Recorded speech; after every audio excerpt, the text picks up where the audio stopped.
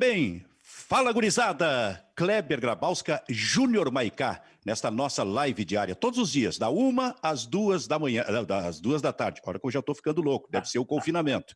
Confinamento, 45, 46 dias dentro de casa, imagina só, eu acho que eu estou batendo recorde em relação a vocês, aí o Kleber é o Maicá. Agora, em relação ao nosso convidado, eu não sei. O André Henning, que é narrador do esporte interativo, parceiro de muitas andanças pelo mundo aí com a seleção brasileira. A gente convidou para que ele participasse um pouco, para saber também das questões referentes, por exemplo, a São Paulo, ao centro do país, onde as coisas acontecem, inclusive no futebol. E já, Júnior Maicá, com esta informação de que o Inter anuncia oficialmente que volta às atividades na terça-feira. É isso, Maicá? É isso aí, Silvio. Boa tarde para todo mundo. O Inter anuncia o retorno, claro, né? Aquele treino, assim como o Grêmio também planeja, né, um treino mais focado na parte física, com distanciamento no mínimo de 2 metros entre os jogadores, enfim. Mas o Inter, baseado no decreto divulgado nessa manhã pelo prefeito Marquesan, o Inter anunciou o retorno aos treinos a partir da terça-feira, dia 5 de maio. O departamento de futebol retomará as atividades na segunda, dia 4, né? E os jogadores passam a trabalhar no dia 5. Os profissionais aqui, diz a nota, serão avaliados diariamente e passarão por testes para a Covid-19. O grupo de jogadores será dividido em horários para a realização das atividades, cumprindo todas as recomendações das instituições de saúde e governamentais, Silvio. O Grêmio também voltando nesse fim de semana, não é isso? O Grêmio retorna no sábado, né? No sábado, dia 2. Não, perdão, ficou para o dia 4 o Grêmio também. Para segunda-feira. Para segunda-feira, dia 4, o Grêmio. Serão grupos de... Os jogadores serão divididos por posições, né? 6 atletas, né? Serão 6 grupos de 6 atletas, e aí divididos por posições, distância mínima de 2 metros entre eles. Vão treinar alguma coisa de fundamento, né? Passe, chute a gol, enfim. Mas sem rachão, sem treino coletivo, sem campo reduzido, aquela coisa, né? Sem nenhum contato entre os jogadores. Vai ser trabalhado alguma coisa de fundamento. Parte física, Grêmio e Inter estão há praticamente 50 dias sem realizar nenhuma atividade, né? O último jogo da dupla foi no dia 15 de março. A gente está entrando aí no mês de maio, hoje, 1º de maio. Então, os clubes planejam retomar um pouquinho as atividades, né, Silvio? Isso não quer dizer que o futebol vai voltar. Tem uma reunião na terça-feira entre o presidente Luciano Oxman, da Federação Gaúcha, e o governador Eduardo Leite, para ver o que pode fazer aí, como é que a gente pode repensar o retorno do futebol. Mas, por enquanto, apenas aqui em Porto Alegre, né, o retorno aos treinos. Também tem a questão que o Estado, né, Silvio? O governador sinalizou, dividiu, digamos assim, o Estado em regiões, e essas regiões serão assinaladas com bandeiras amarelas e vermelhas em casos mais graves. Hoje, Lajeado e Passo Fundo são os que estão sinalizados, né, com bandeira vermelha. Então, essa norma é para Porto Alegre. O retorno aos treinos é para Porto Alegre. Vai depender muito de como a situação estará no interior do estado também para a retomada do gauchão. Bom, Maicá, eu vou dizer uma coisa. Diga, Kleber. A respeito dessa situação do Grêmio, né? O Grêmio está preocupado porque fez a encomenda, né? Fez uma reserva aí de testes rápidos, né? Eu não sei qual é a quantidade. E já faz algum tempo e até 300, agora não chegou. Kleber, 300. Era para Agora não chegou. O Grêmio esperava recebê-los na quarta-feira agora, né? Quarta-feira passada, mas ainda não chegou. É uma encomenda que, se não me engano, vem da China. Esse rastreamento aí tá meio que perdido. O Grêmio não sabe onde é que parou, né? Eu não sei nem se não foi desviado também, né? Porque tá sumindo tanta coisa aí no caminho, né? E eu fico preocupado, assim, se o Grêmio, com toda a logística que tem, toda a estrutura, né, não sabe quando é que vai dispor dos testes para fazer o monitoramento de seus funcionários, dos seus atletas, será que a federação já pensou nisso aí? Porque se quer começar o campeonato, não basta só medir Grêmio Internacional. E os times do interior vão ter esse teste também? Pois é, Kleber, eu vou te dizer uma coisa. Essa volta às atividades, a partir do início da semana, do modo como vai se dar, até se administra. Tá?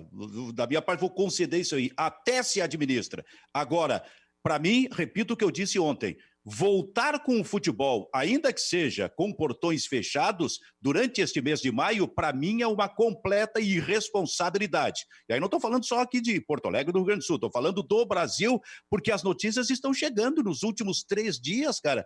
400 e poucos mortos, quase 500, eu não sei o que vai dar hoje, mas só aumenta o número de mortos em função do coronavírus. Quer dizer, nós estamos entrando no país talvez no momento mais grave no que diz respeito a esta pandemia. Por isso, para mim, realmente seria uma irresponsabilidade a volta do futebol dentro de campo ainda durante o mês de maio. Mas eu já quero colocar o André Henning, direto de São Paulo, para participar deste papo com a gente, fazer também dar as suas opiniões, fazer as abordagens dele. Mas antes, bem-vindo a esse nosso papo, André. Valeu, Benfica. Obrigado vocês aí pelo convite. Há tanto tempo que eu não te encontrava. Então, obrigado aí por poder matar a saudade deste grande picareta chamado Kleber Grabowska, do Maicá. O André me conhece há muito tempo. Esse te conhece. Cara, eu tô assustado com essa informação, juro por Deus, cara. Porque assim, eu abri aqui o principal portal de notícias do Brasil, tá? Aí tem o Clique RBS, tem tal, mas eu vou abrir o do Brasil, tá? Aí tem aqui. Na mesma página, Ministério da Saúde se diz favorável ao retorno do futebol. E 2 casinhas para cá tem: mortos por Covid em São Paulo devem triplicar em maio. Manaus, prefeito vê cenas de filme de terror. Falta equipamento de primeiras... Gente, qual é a realidade que nós estamos vivendo? Eu acho uma maluquice. Como você disse, Benfica, voltar a treinar, se um clube quer fazer do jeito que ele... com a segurança que ele tenha lá, manter fisicamente os caras, vamos fazer aqui um escalonamento, vem você na academia, vem 3 caras na academia para fazer a parte física, depois de tarde vem mais 3, sei lá, tudo bem. Agora, cogitar a volta do futebol no meio dessa história, eu acho uma maluquice. E aí, Maicá? Quanto mais a gente conversa, né, Silvio, sobre o retorno ao futebol, mais a gente entende que ele não vai retornar tão cedo. É só a gente... ouvir é só a gente ouvir esse tipo de notícia que o André trouxe agora, porque a situação a nossa realidade hoje é que o Brasil finalmente e infelizmente está entrando no seu pico, né? Hoje o Brasil é o epicentro do coronavírus no mundo. A OMS, a Organização Mundial de Saúde, soltou uma nota hoje, né, detonando o governo Bolsonaro, que tomou atitudes totalmente impensáveis, né, colocando a população em risco, incentivando as pessoas a irem às ruas.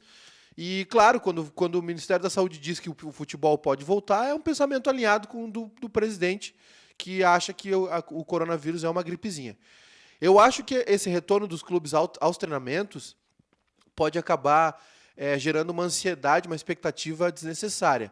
Eu entendo a necessidade dos atletas trabalharem, porque... são 50 dias, né? São 50 dias sem se mexer.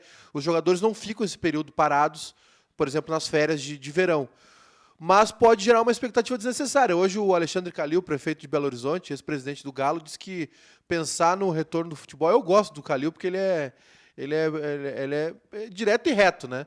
Ele diz: pensar no retorno do futebol agora é coisa de débil mental. Ele não poupa muito, ele não vai muito no dicionário para escolher as palavras. Então, eu acho que esse retorno aos treinos pode gerar uma expectativa desnecessária e frustrada, porque maio e junho agora de 2020 deverão ser terríveis para o Brasil.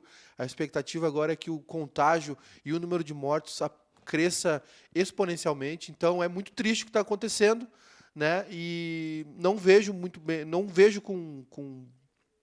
consigo enxergar o futebol retornando por dificuldades lidar com o coronavírus em diferentes cidades do estado, em diferentes estados do país. Então, as coisas não se combinam. Não vejo essa combinação aí, não vejo esse momento de calmaria na pandemia para a gente ter futebol.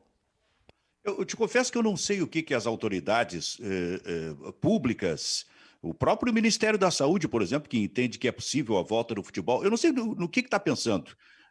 Se ele está pensando apenas em treinamentos desta forma, bem administradas pelos clubes, mas clubes, entre aspas, grandes do futebol brasileiro. Eu não sei como os clubes pequenos E há muitos clubes pequenos em todo o país vão administrar esse tipo de situação, tendo pouco recurso, pouca estrutura para tocar isso aí. Grêmio, Inter, São Paulo, Palmeiras, Flamengo, Fluminense, esses têm essa estrutura para poder dividir os grupos. Mas o que eu quero dizer é o seguinte, ó, eu não sei o que as autoridades públicas estão pensando em relação à volta do futebol, porque a partir do momento em que o futebol volta dentro do campo, mesmo que sem torcedores, há o contato. O futebol é um jogo de contato. Quer dizer, o contato vai acontecer a todo momento. Depois essas pessoas, esses atletas, vão sair daí para ter contato com outras pessoas, com as suas famílias, por exemplo, mas mais do que isso.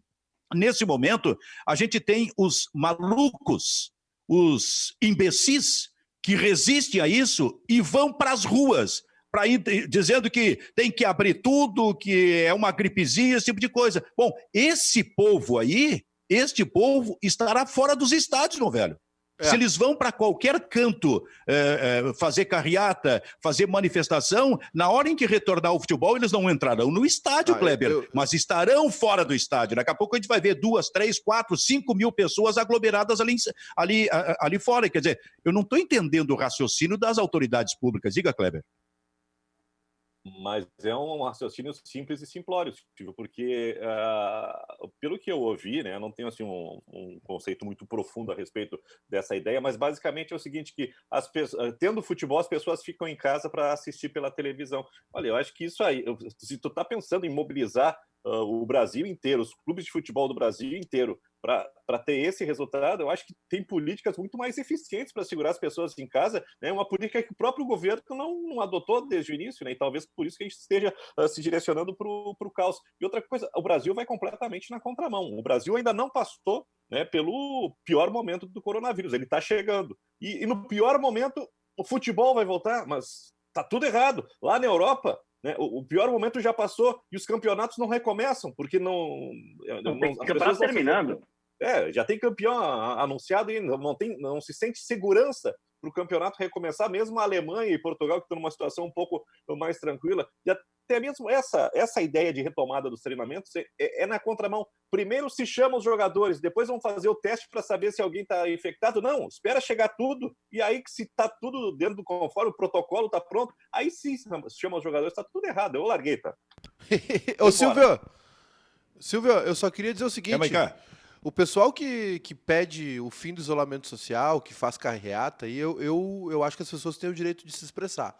Só que não pode ser de máscara, não pode ser dentro dos carros importados deles, tem que ser todo mundo abraçado na rua, se abraçando, suando um na cara do outro, se tocando, e tem que assinar um papel, um documento, dizendo que não vai ocupar leito nos hospitais. Se for assim, eu aceito. André, perdão por essas maluquices aqui, viu, André? Não, mas são maluquices que eu compactuo com todas. E outra, hein? Os planos de saúde, que são os planos que esses caras pagam, eles têm que estar de olho nessas pessoas que estão dando entrevista aí, que estão dando. Porque o risco de sinistro deles é enorme. Então, já triplica logo o preço do plano de saúde desses caras. Já é a primeira coisa. Não vai ocupar leito do SUS. Não vai. Aqui não vai, companheiro. Senão você não vai tirar a vaga de quem está fazendo o seu certinho. E a outra história que eu acho muito séria no futebol é que você realmente tem essa possibilidade de aglomerar gente.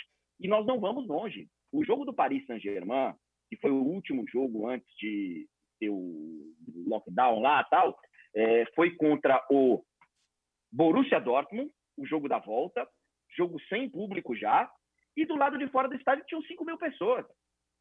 Tanto que os jogadores saem do jogo e vão lá agradecer o torcedor e tal, porque quando você vai mexer com a paixão dos caras, o cara fica maluco. Se tiver um jogo de decisão de gauchão, mesmo com o portão fechado, né, é capaz o torcedor do Grêmio ir lá na arena, o torcedor do Inter ir lá na arena, no Beira-Rio, e para se aglomerarem. Então, André, teve um jogo aqui, na última rodada do gauchão foi tudo com portões fechados, né?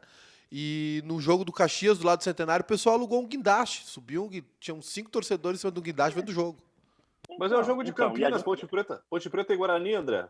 Foi o último jogo do Paulistão transmitido. O pessoal do Guarani querendo invadir o Brinco de Ouro depois que a Ponte Preta fez 2-0. E aí eu li a nota lá da CBF. A nota da CBF é assim.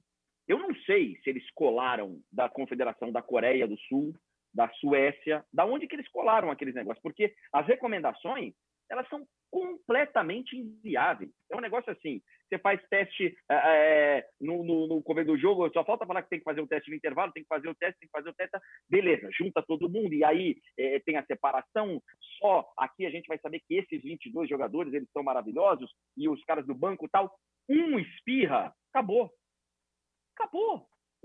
Porque, pelo que a gente lê aí, demora um tempo, né, para se manifestar o vírus. Então, cara, sério mesmo, às vezes eu acho que eu estou realmente vivendo uma outra realidade, porque do jeito que eu vejo, tudo bem que eu sou um cara que eu tendo a ser meio pessimista, mas eu não sei se a gente vai conseguir rolar a bola nos próximos 3, 4 meses, não sei.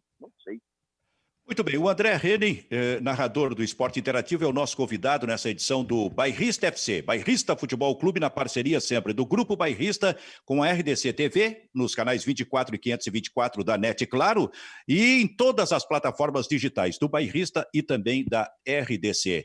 Posso fazer perguntas? Sim, pois não, Kleber? Hoje é 1º de maio, né? E todo mundo lembra da morte do Ayrton Senna. Vou fazer uma pergunta para Silvio Benfica, né? Dentro daquele recordar a viver. Silvio, a gente estava falando assim que dificilmente a gente encontra numa mesma família pai e filho, dois irmãos que sejam top, né? Um que jogue tanto quanto o outro. Sim. E eu estava esses dias tentando fazer isso e eu me lembro de Domingos da Guia e Ademir da Guia, né? Duas lendas, né? E hoje é aniversário de morte do Djalma Dias, que é pai do Djalminha, né? Eu acho que essa relação é legal. Tu que tem um pouquinho mais de bagagem, conta um pouquinho do Djalma Dias aí, que eu também, assim como o Everaldo, eu me surpreendo quando olho para trás. O Djalma Dias, para dar um exemplo, ele seria naturalmente um zagueiro da Copa de 70. Porque na eliminatória de 1969, o Djalma Dias era titular daquele time brasileiro, que tinha o Félix, tinha o Carlos Alberto, ele, Djalma Dias, Joel Camargo, que era um zagueiro do Santos, e tinha o Rio do lateral esquerdo. Olha como mudou a defesa de 69 da eliminatória para a defesa da Copa do Mundo de 70. E aí tinha, em princípio, no meio-campo, Piazza com o Gerson. O Clodoaldo era reserva. E tinha o Jairzinho com o Pelé, com o Tostão na eliminatória, que foi o grande jogador do Brasil na eliminatória, fez 10 gols, foi o goleador do Brasil, e tinha o Edu na ponta esquerda, posição que depois foi tomada pelo Rivelino. Mas o Djalma Dias era o zagueiro da seleção e era um baita zagueiro de alta qualidade, que acabou não indo à Copa do Mundo. Então foi um jogador, assim, na minha opinião, de exceção como zagueiro, né? Mas não foi à Copa. E o incrível é que depois, André, nasce o filho dele, o Djalminha, que tecnicamente talvez tenha superado o pai, hein, André? Eu não vi o pai jogar, mas eu tenho poucas dúvidas, viu, Benfica? Eu vi o Djalminha de perto, cara. Eu era setorista do Palmeiras. O que o Djalminha fazia era um negócio de maluco. Claro que o comportamento dele nunca foi um dos melhores, e ele teve muito problema com isso, inclusive, muito provavelmente por conta disso ele ficou de fora da Copa do Mundo, né? Porque com aquela bola dividida, não vai dar uma cabeçada no técnico, você não vai dar. E eu vi ele fazer loucuras aqui no Palmeiras, vi ele fazer loucuras. O Márcio Araújo, uma vez, lembra do Márcio Araújo? O técnico? Sim. O Márcio Araújo, a gente chama ele aqui de pastor. O Márcio Araújo, pastor. Ele era técnico do Palmeiras, isso é 97. Aí na Copa do Brasil, tem o jogo da volta aqui no Palmeiras, eu falo aqui no Palmeiras porque eu moro do lado. E tem aqui no Parque Antártica, o jogo da volta contra o Flamengo, e o Palmeiras precisava ganhar do Flamengo tal, com 10 minutos de jogo, Djalminha expulso. Bota o Palmeiras no mato. Acaba com a chance do Palmeiras de reverter. O que o Márcio Araújo faz no jogo do final de semana pelo Paulistão? Mete o Djalminha no banco. Fala, você tá punido, vai pro banco. Palmeiras em Rio Branco, lá em Americana. Aí o Djalminha tá lá sentado, Palmeiras toma 1-0. E o Djalminha sentado. Dali a pouco a torcida começa. Coloca o Djalminha, burro! Coloca o Djalminha, burro! O que o Djalminha faz? Entra, mete 2 gols e vira o jogo.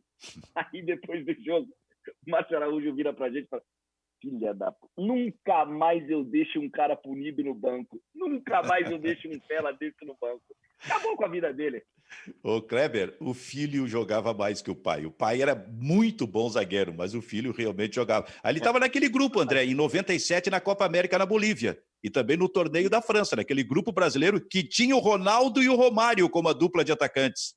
O único ano em que a gente viu o Ronaldo e Romário como dupla de atacante. Não podemos ver em 98. Mas o Djalminha estava no grupo lá da Copa América e iria para a Copa do Mundo no ano seguinte. E acabou não indo. Hein, Kleber? O Djalminha tem um detalhe também, né? Além do sucesso, ele faz uma campanha espetacular no Guarani, né? Tem uma semifinal de Paulistão, de brasileiro, que o Guarani tem, acho que é Djalminha, Amoroso, é um baita no time. E Luizão. Luizão, né? E depois ele vai do Palmeiras, ele vai para o La Coruña. E lá no La Coruña ele consegue ser campeão espanhol, né? O time que tem o zagueiro é Donato, né? Donato, tem o Mauro Silva, né? E o Djalminha é espetacular. E esses dias eu estava vendo um depoimento dele num programa de TV, aí, numa recuperação, e ele estava falando justamente isso. Tinha um jogo que se o La Coruña vence, ele é campeão antecipado. Aí o Djalminha vai lá e faz 2-1, joga na casa do adversário e ele tira a camisa, não sei, ele faz uma bagunça, ele faz o gol na comemoração e é expulso. 2-1, com um jogador a menos, o La Coruña cede o empate, e aí vem um drama todo, porque anos antes, né, o La Coruña também tem a chance de ser campeão e tem um pênalti na última rodada, o La Coruña erra o pênalti, tempo que o Bebeto joga, né? Até se comentou por que o Bebeto não bateu. O La Coruña perde a chance e aí ficou aquele terror assim, pô, será que o Djalminha vai estragar de novo o título do La Coruña? Mas dessa vez o La Coruña conseguiu conquistar. E foi lá no La Coruña que ele conseguiu discutir com o treinador e de uma maneira muito educada deu uma cabeçada no técnico.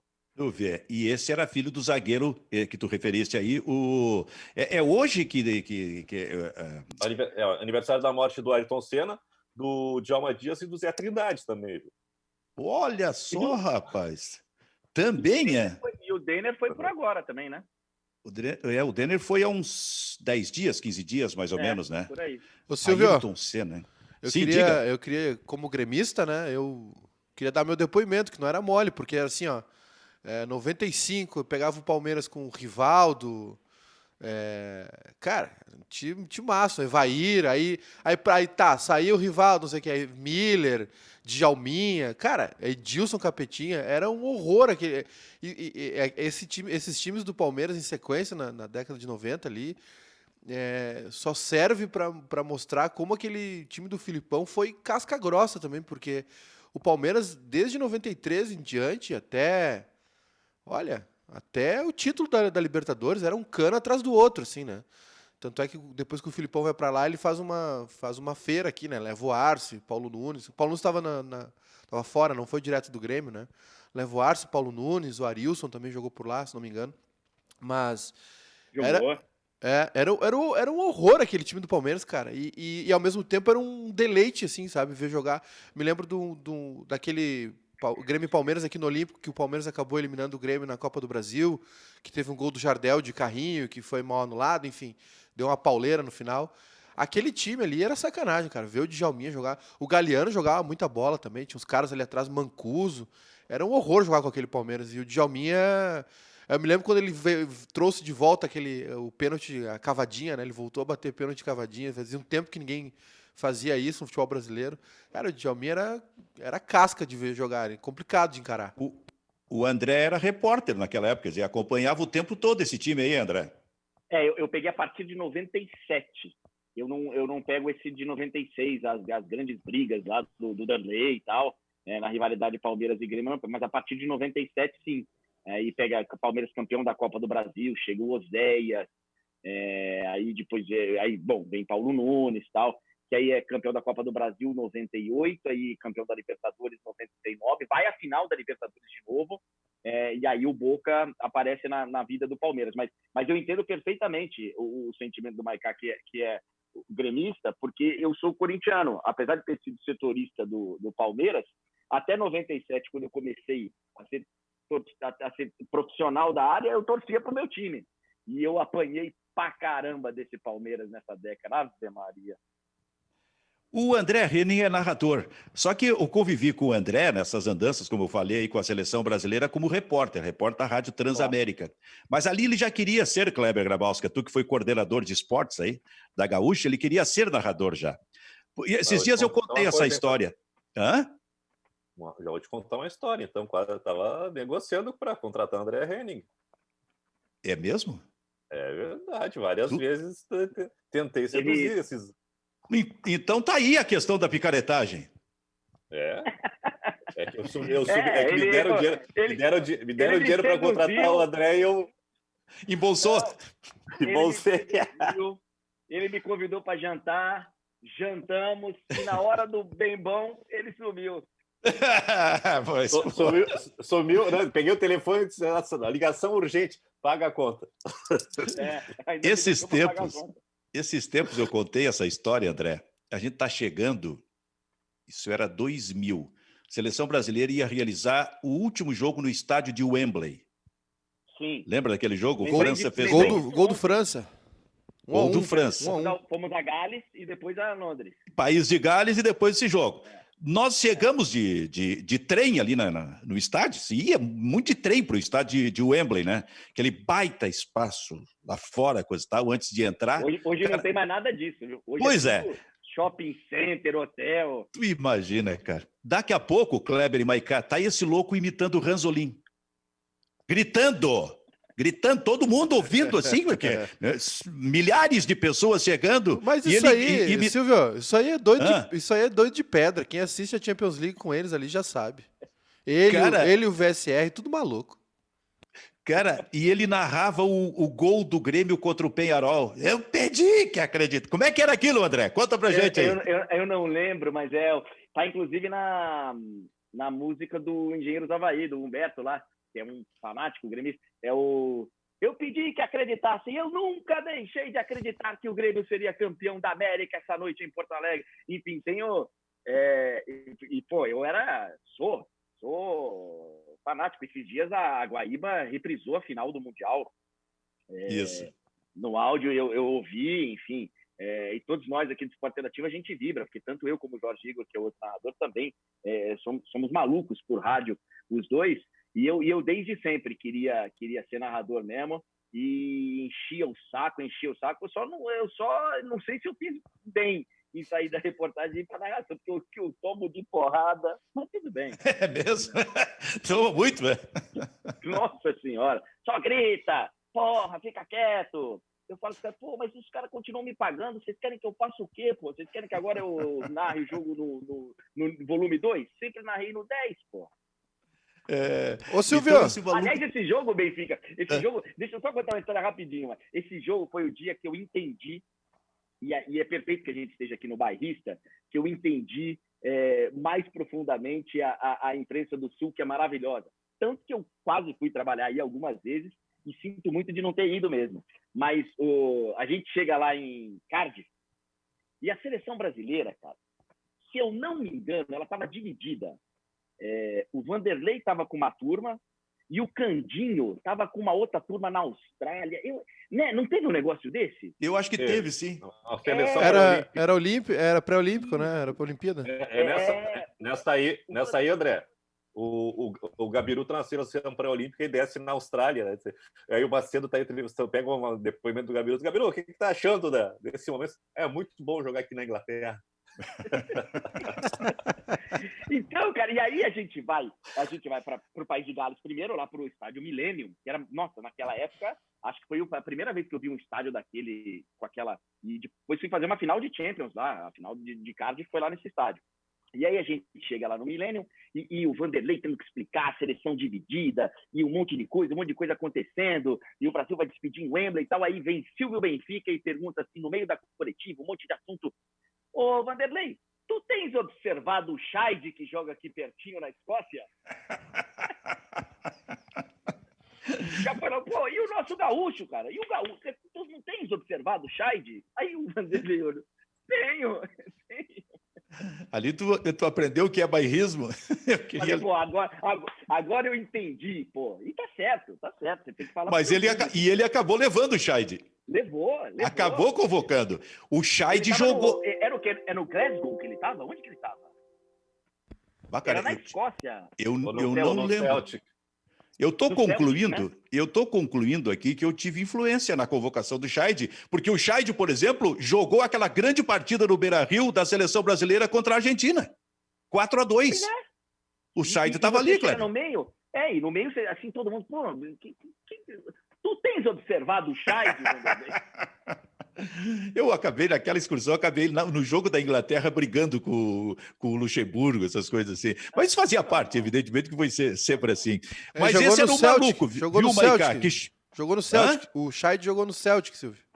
Ah, no Celtic. Celtic, Mas esse é o André, que chegou no estádio de Wembley imitando o Ranzolin. É. Olha só que homenagem para o nosso amigo Antônio Ranzolin, hein, Só cara? tem maluco nessa imprensa esportiva, só tem doido. Que isso? Eu sempre digo que para ser jornalista é preciso ter um pouco de loucura. É que nem, Ela foi é que nem goleiro, né? Que nem dizem de goleiro, né? É, Ou é louco, jornalista, com certeza. Narrador, então, muito mais. Narrador, se o cara não tiver um parafuso a menos, ele vai chegar lá e vai narrar aquele joguinho e vai ser um narrador que tem um monte, com todo respeito por aí. Vai lá, descreve o jogo, vai embora para casa, pega a malinha. Agora o cara, para chegar e fazer um barulho, ele tem que ser meio xarope. Cara, tu tá com saudade de narrar Champions League, não? Acho que esse ano tu não vai narrar, hein? Eu tenho feito, eu acho que não também. Eu tenho feito alguns jogos históricos, né? Daqui de casa. Ontem eu narrei a final de 2006. Ronaldinho Gaúcho e o título do Barcelona contra o Arsenal. Então a gente de vez em quando a gente pega uns jogos históricos aqui. Nossa, o Ronaldinho, meu Deus do céu, cara.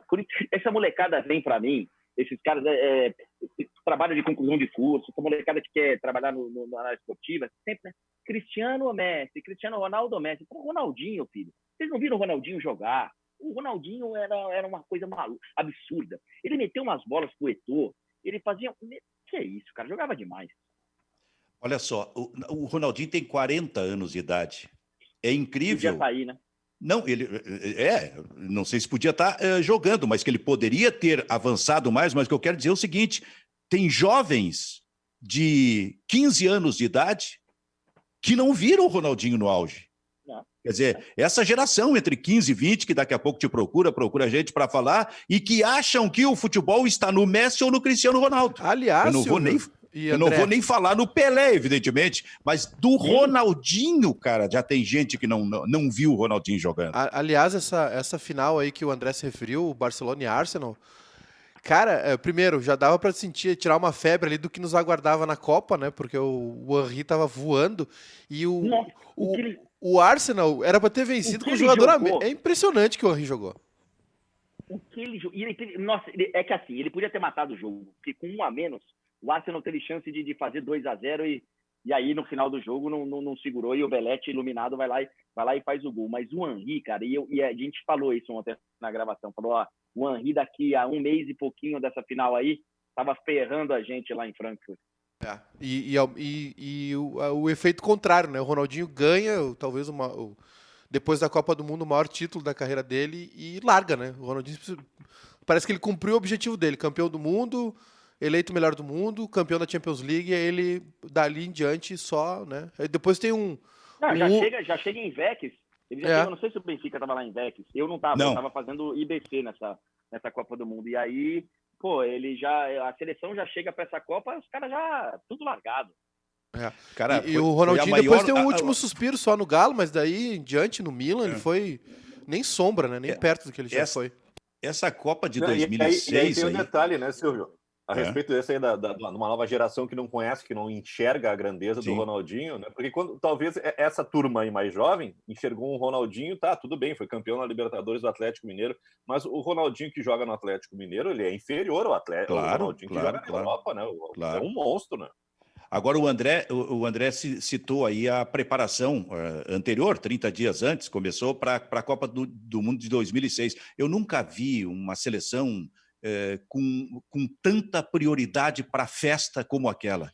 Cara, digamos que o Parreira virou refém de tudo aquilo.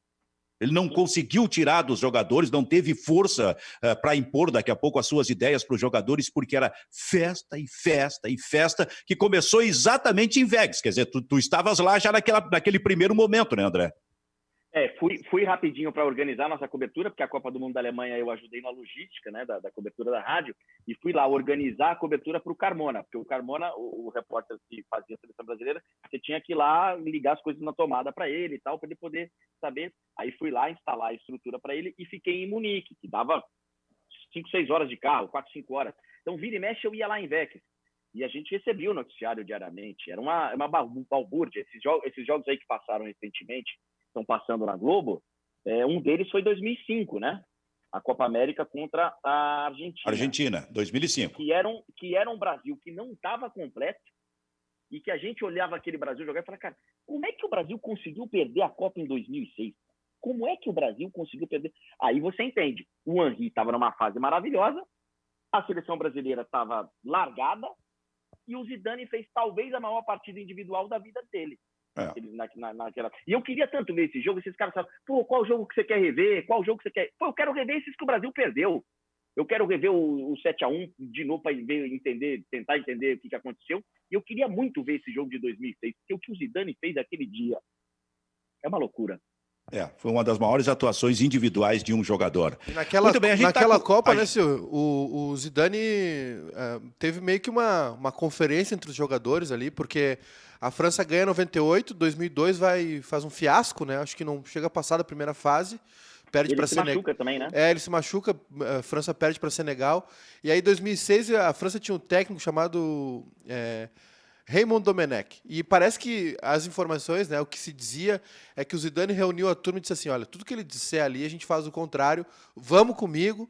E aí ele capitaneou o time, né, já numa fase final da carreira dele, leva o time até a final e aí depois tem tudo aquilo, né, a cabeçada no Materazzi, e, enfim... E todo aquele problema depois lá na final, e aí perde nos pênaltis a Copa. Ô, Maiká, bom, Oi. aqui no Bairrista FC, diz uma coisa, diz uma coisa pra gente aqui. Diga lá. Ontem, vocês fizeram, através das plataformas digitais do Bairrista, uma live com uma banda chamada Vera Louca. Estou dizendo senhor. assim, para que o André entenda. Talvez ele não conheça a banda aqui do Rio Grande do Sul, aqui de Porto Alegre, chamada Vera Louca. E aí houve um processo de transmissão interessante, porque daqui a pouco estava exposto ali assistindo o Barcos, por exemplo. Pessoal... E outras... Conta pra gente como é que foi isso aí. É que, bom, a gente tem feito algumas lives aqui, assim como, claro, num âmbito menor, né? Assim como o pessoal do sertanejo tem feito para arrecadar doações em dinheiro, alimentos, enfim. Fizemos já uma série de lives, né? E a da Vera Louca foi muito solicitada, a primeira foi um super sucesso, assim, o pessoal tava pedindo de novo. E aí ontem o pessoal aqui, o Edu e o Júnior, tiveram essa sacada genial de liberar um link no Zoom, né? Que tá todo mundo usando esse aplicativo, inclusive nós estamos usando ele agora, que é um aplicativo de reuniões virtuais.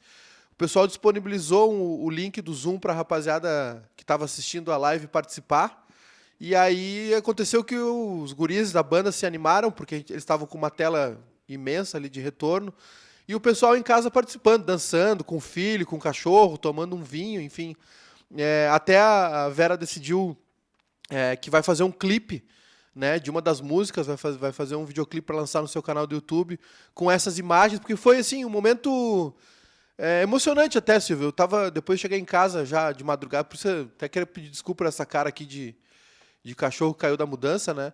A gente saiu daqui super tarde, enfim, e estava assistindo de novo a live, revendo os momentos, e foi lindo, assim, eles tocando aqui, né, direto aqui da nossa embaixada, né, nossa sede, e o pessoal em casa participando de todo lugar, tinha gente na Austrália, gente de todo lugar do mundo, tinha quase 400 pessoas só nessa reunião, entre aspas, né, do Zoom aí, e aí o pessoal ali, os guris, né, iam colocando as imagens, famílias, filhos, cara, cachorro, o pessoal bebendo, os casais, enfim, foi um negócio emocionante, de fato, e para a banda também foi muito legal, foi uma injeção, assim, uma lufada de ar, né, porque eles estão há 3 meses praticamente sem tocar, enfim, sem ver o público, né, e para os músicos, imagina, é a mesma coisa que jogar bola sem um jogo de futebol sem torcida, né? Um show sem público é uma tristeza. Então, foi um momento ali mágico que aconteceu ontem. Foi muito bonito realmente de ver, muito emocionante, muito legal. E o Barcos, que é amigo da banda, grande fã, quando vê o Barcos entrou no negócio, apareceu assim, dançando com a filha dele e tal. Não sei onde o Barcos está no momento, mas foi muito bonito também, assim. Fora os fãs da banda, né? Não só pelo Barcos, enfim, por ser famoso, mas foi muito legal, muito bonito mesmo. Ô, Kleber, tu sabia que o André é músico, não? Eu vi esses dias ele fazendo alguma coisa em casa, com a bandana e o violão. Agora eu não me lembro o que é. Não, e do violão foi pro piano. Ah, é? Uma coisa, mas tu não tá perto do piano aí, André? Porque eu tô no computador. O meu computador tá aqui Eu não tô com o eu não- celular. Eu não sei, aqui nesse programa os músicos fogem nessas horas, viu, Kleber? Porque nós temos um aqui, o Júnior Maicá, que é um baita no músico, toca banjo, para tu ter uma ideia. Olha. E eu provoco o homem, ele disse, amanhã eu vou levar o banjo. Não leva nunca. E agora ontem eu disse, quando eu estava conversando com o André, eu disse, olha, daqui a pouco até o piano. Ele fugiu, Maicá. Ele está numa outra sala exatamente para não ser provocado a tocar o piano. É que o meu banjo é identificado, né? Eu não posso trazer ele, o pessoal vai chiar, vai pedir um banjo do Inter ainda. Mas o André pois é. Mas o André, não sei, vamos ver, vou procurar aqui, não sabia dessa outra faceta do André. Mas de bandana é meio Axl Rose. Duas coisas diferentes. Teve o dia que ele me viu de bandana e violão, eu tava vendo a live do Bel, do Chiclete com Banana, porque eu fui criado na Bahia. Eu fui criado na Bahia e a gente aproveitou a live, exatamente como o Maicá tava falando da live aí da Vera Louca. A gente juntou a nossa turma de colégio, que era a nossa turma que saía no carnaval e tal, e a gente assistiu a live junto. Só que a live ela durou 5h30. Então a live, digamos que a gente terminou num nível já mais alegre. Então eu fiz um vídeo com a bandana, o violão e tal. O vídeo que você está falando, Benfica, foi a chamada do evento que a TNT ia mostrar e que eu tinha que cantar um pedacinho de uma música e tal. Aí eu cantei um pedacinho tocando violão da música do Pearl Jam, lá do Ed Vedder, e depois fui no piano para tocar Paul McCartney. Eu sou um grande fã dos Beatles e do Paul. Mas eu só sei tocar aquelas duas, então não... E nem eu. Eu fui me meter um dia a aprender a tocar violão, aprendi um acorde só do And I Love Her, mas só um. Dan, dan, dan, dan. Só isso eu aprendi até hoje, o Júnior Maicá. Mas já toquei violão, então. Já para tocou. participar do Qual é a Música, tá valendo. Uma Então, nota, mais 3 notas. E deu, né? 3 notas auditório. Ô, Silvio, o pessoal me passou aqui os nossos cupincha aqui da produção para mandar um abraço para Tati Mantovani, aí, companheira do André, tá nos assistindo, comentou lá no Twitter, né? E eu queria puxar com autorização aqui do nosso amado mestre Silvio Benfica, puxar uma... A Tati, só para dar uma ideia, a Tati Mantovani, que veio da Serra, André, e veio para ser estagiária e trabalhou por um bom tempo com a gente na Gaúcha. Depois ela foi para a Espanha. A gente sempre fala, quando a gente viaja, a gente sempre conversa e conta as histórias. A Tati é maravilhosa e é uma menina muito querida por todos os jogadores do Real Madrid, do Atlético de Madrid, porque ela tem uma peculiaridade, né? Ela é mais ou menos do seu tamanho, Benfica, né? E com isso eu só tô... Ela é alta, André? Ela é alta? Então, ela é do tamanho do Benfica, entendedores entenderão. Então ela tem que levar um banquinho para poder entrevistar os caras, senão ela fica tadinha. E aí todo mundo já sabe, é uma menina do banquinho, e ela enfim, tem um carisma e tem um conhecimento. Beijão para Tati Mantovani lá em Madrid. Mas O que tu ia falar, Maicá? Não, eu queria puxar um assunto que é o seguinte, o André foi o narrador do último Grenal, né? O Grenal do UFC, o Grenal da Guerra dos Farrapos, né? Queria que o André, se possível, comentasse conosco como é que foi narrar futebol e boxe ao mesmo tempo. Eu vou te falar que foi uma das grandes emoções da minha vida, cara, porque nunca tinha narrado um Grenal, e um Grenal que foi numa plataforma diferente, né? Foi no Facebook e tal, então tinha lá número de conexões simultâneas, e tinha tido o jogo do Flamengo com 1 milhão e pouco, e a gente chegou a 2 milhões, então foi legal. Só que assim, eu já estava pronto, faltando ali os seus 10 minutos, para elogiar os torcedores do Inter e do Grêmio e falar assim, amanhã, quando vocês, torcedores, chegarem no trabalho, chegarem na escola, sintam-se orgulhosos do seu time, dos dois times, porque o Grêmio foi valente, o Inter teve chance, enfim, um jogo maravilhoso, e tem a volta, e não sei o que. Quando eu começo a pensar em falar isso, que eu vou começar a falar, o pau começa a cantar. E aí, cara, eu fiquei puto num nível, e aí eu falo, bicho, não faz isso comigo, não. O narrador tá aqui, valorizando, falando tudo bonitinho, e aí vocês me fazem um papelão desse, e muita gente até veio, deixa de ser hipócrita, Grenal bom é assim, pô, tem que ter porrada Que mesmo. Eu falei, loucura isso, para, a gente já foi o tempo disso, para com isso. Mas foi emocionante, né, cara? Além do que, foi acho que o último grande momento do futebol brasileiro, antes da gente fechar, né? Foi esse. Eu fiz o último da Champions, que foi Liverpool e Atlético de Madrid. Pá, O Atlético de baita Madrid jogo. elimina o Liverpool na quarta, e na quinta fiz o Grenal. Quer dizer, eu fechei o futebol da Europa e o futebol do continente aqui, da América do Sul. Então, é tu o É o culpado. arauto das trevas, né? É o culpado. Esse homem é o culpado. Aliás, o Júnior Maicá, Diga lá. o André, eu assistia, ele transmitiu os últimos paredões do Big Brother. Pois é, fiquei sabendo também, eu acompanhei isso aí. Sabia disso, Kleber? Sim, comentários muito bem embasados. Porra, cara. Fez o mapa de calor do Babu, hein? Análise de desempenho, posse de bola da Manu Gavassi. O que eu te não fez? vi a final, cara. Eu fiquei puto, não vi a final. Eu fiquei assim também quando o Babu foi eliminado no sábado. O Babu caiu fora sábado, eu domingo comecei a assistir série. Comecei uma série que eu não tinha. Falei, não vou assistir a Manu Gavassi ganhar, ou a outra lá, acabou que a Thelma ganhou. Mas eu comecei a assistir, evidentemente por conta da quarentena, porque eu nunca tinha assistido o Big Brother. Eu assisti acho que o primeiro só. Porque o Prior joga bola comigo no clube. Então, o Felipe Prior, ele joga bola aqui na Zona Norte de São Paulo, no Espéria. E a gente não joga no mesmo time, mas a gente faz parte da mesma turma ali. Então, eu sempre cruzava ali com ele e tal. E eu sabia que o Prior era um puta louco. Aí eu falei, eu vou ficar de olho que esse programa deve ser bom. Esse programa vai ser bom, porque o Prior, ele não leva o desaforo para casa. Ele fala um monte de bobagem, como ele falou e fez também.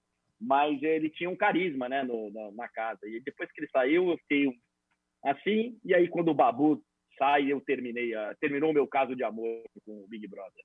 Mas o que te levou a narrar? O Big Brother? Porque foi uma prova, cara, que foi a prova do palito lá, que era uma prova de anjo ou de líder, não lembro. Sim, de líder. Não, é do bate-volta aquele, para escapar do paredão. Benfica não tá sabendo. Se eu assisti, rapaz.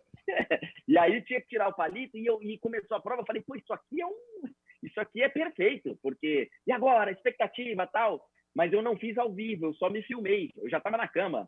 E Sim. aí quando o Prior classifica, que é no último palito, que aquilo ali foi uma coisa maravilhosa, tipo é tetra, né? Quando ele ganha aquele negócio, eu filmo.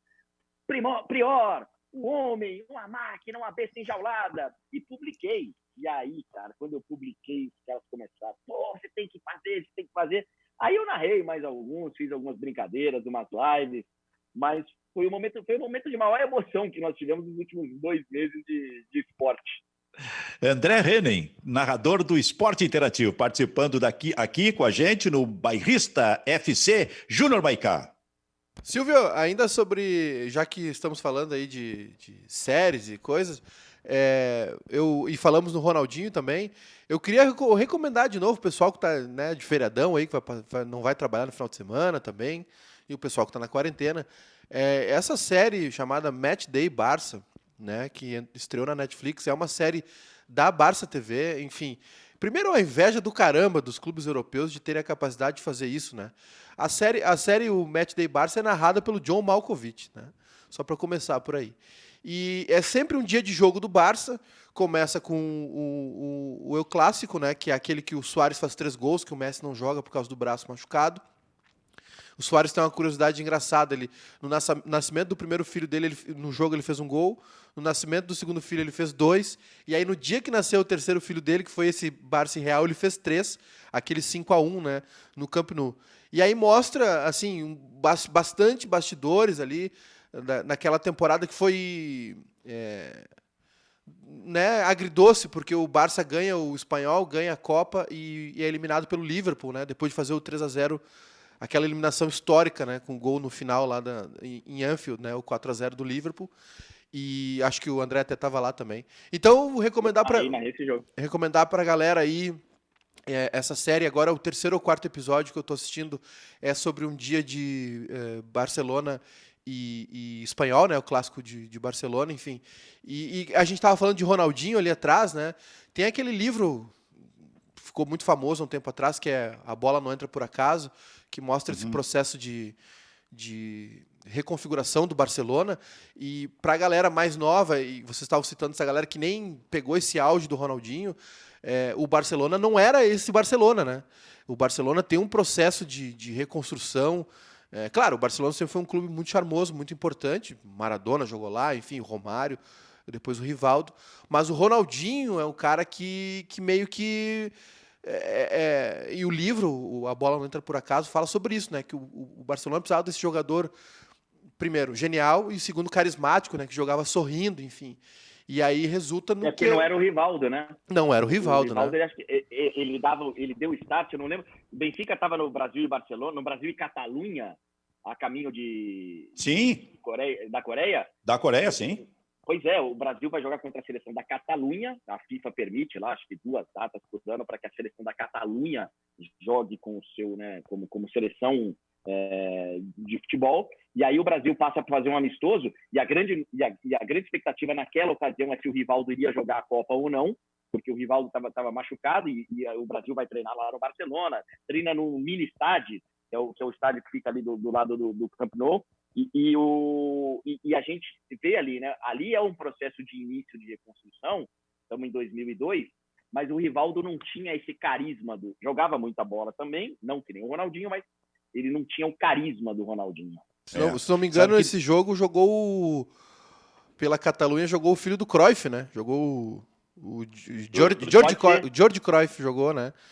Foi o minuto e o Sonny Anderson mais também. Silencioso que eu já vi na minha vida, esse jogo. Porque tinha morrido Kubala na véspera.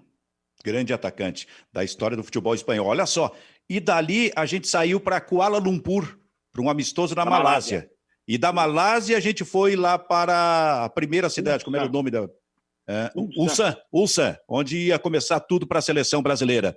E aí, Júnior Maicá e Kleber Grabowska, no último treino da seleção brasileira, no sábado, um dia antes do Brasil decidir contra a Alemanha, a gente estava no treinamento, fizemos o treinamento, depois voltamos todos, muitos jornalistas brasileiros, num trem. E daqui a pouco alguém... exatamente. Daqui a pouco... Eu treino em Yokohama e a gente ficava em Tóquio, né? Exato. Daqui a pouco, alguém começa, não sei quem de nós, a cantar um dia de domingo, com Gal Costa e Tim Maia. E aí vários jornalistas, estava ali o Pedro Ernesto, estava o Rui Carlos Ossi, mas o Rui Sisudo, que o Rui achava que aquilo era demais, que nós estávamos fazendo no trem, cantando essa música para deixar os japoneses todos estupefatos, porque japonês num trem é um negócio impressionante, é uma sisudez, um silêncio absoluto o tempo todo. Daqui a pouco eles estavam, André, vendo aqueles jornalistas brasileiros malucos cantando essa música aí. A gente veio e a gente fez um medley, né, do Tim Maia. A gente começa com Manhã de Domingo, aí entra Azul da Cor do Mar, Primavera, Isso. Você. E a gente emendou, porque dava, sei lá, uns 30 minutos de viagem de trem, e os japoneses, porque os japoneses eles entram no trem, eles têm um chipzinho, né, que eles desligam, e eles acordam exatamente na estação que eles precisam sair, né?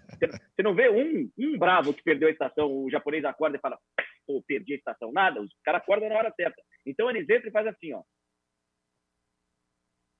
E acorda. E na hora certa. E a gente não deixou eles dormirem. A gente cantou e depois alguns até aplaudiram, enfim. Foi um momento fantástico do nosso encerramento de cobertura da Copa e no dia seguinte fomos... Silvio! Pois é, se completou no dia seguinte. Diga, Maicá. A próxima Copa tu me leva, daí eu levo o cavaquinho e a gente faz uma bagunça nos trem aí. Mas me leva, não, né? Isso eu levo. Aí tu vai, Aí eu levo, vai, aí né? eu levo. Tá bom. Não, mas antes disso a gente vai fazer isso aqui no programa. O André no piano lá em São Paulo e tu com o cavaquinho ou o banjo aqui de Porto Alegre. Eu vou no Kleber, piano, eu vou no piano também. Vou na viola. Nossa, vamos fazer isso aí então. Kleber, algum recado final aí, Kleber? Eu queria fazer uma última pergunta, né, pro André. A gente estava discutindo esses dias, né, a estagnação do Arthur no Barcelona, não conseguiu evoluir à medida que a gente esperava que fosse um grande jogador, um protagonista. Qual é a situação? Ele não quer sair, mas o Barcelona está afim, né? Eu acho que sim. E como tem gente que quer comprar, eu acho até, o Kleber, que numa dessa ele vai pintar nessa troca com o Neymar, hein? E o pessoal tanto fala, e de repente ele vai ser envolvido aí, porque ele tem um valor de mercado relativamente alto. O que a gente ouve falar, né? Isso aí é que ele chegou, cara, no Barcelona achando que estava saindo do Grêmio e indo para o Flamengo. E não sentiu que lá você precisa ter um foco, porque esses dias eu estava conversando com o Belletti, e o Belletti, ele fala, ó, se o cara não chegar no Barcelona, no topo da forma física, mental, técnica, ele passa vergonha no bobinho. Ele passa vergonha no bobinho. Ele não sai do meio. André, e teve o caso que ele teve a atenção chamada, né? Porque ele foi para a festa de aniversário do Neymar um dia antes de jogo importante, acho que até era jogo de Champions League. Também acho. E aí, então, assim, ele parece que ele não sacou qual que é a dele. E, assim, pelo que a gente ouve lá na Europa e a gente está vendo, a posição dele, não necessariamente a mesma função, ele vai ter problema, inclusive, com a seleção brasileira, do jeito que o Bruno Guimarães está jogando lá. É verdade. Eu tenho certeza disso, que se ele realmente não mudar, vai ter problema na seleção brasileira.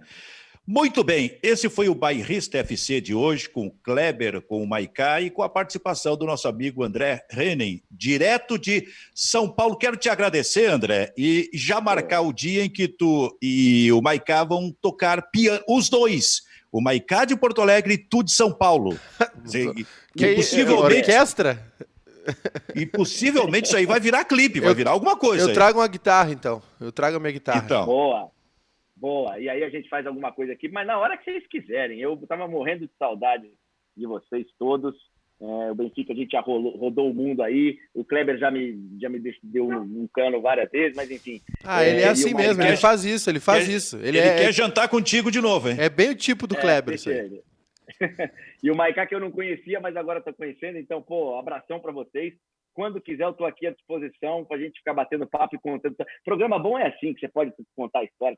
Lá no meu, lá, a gente dá uma escapadinha, os caras já pedem para voltar. Fala de futebol. Fala o quê de futebol, pô? É que aqui a gente fala muito de futebol, mas também vamos para outras coisas aí, porque só falar em futebol nesse momento em que não tem futebol, olha, tem que ter muito talento, mais um talento extraordinário para segurar 1 ou 2 horas só falando em futebol. André, muito obrigado, até a próxima aí, André. Abração, queridos, abração, valeu.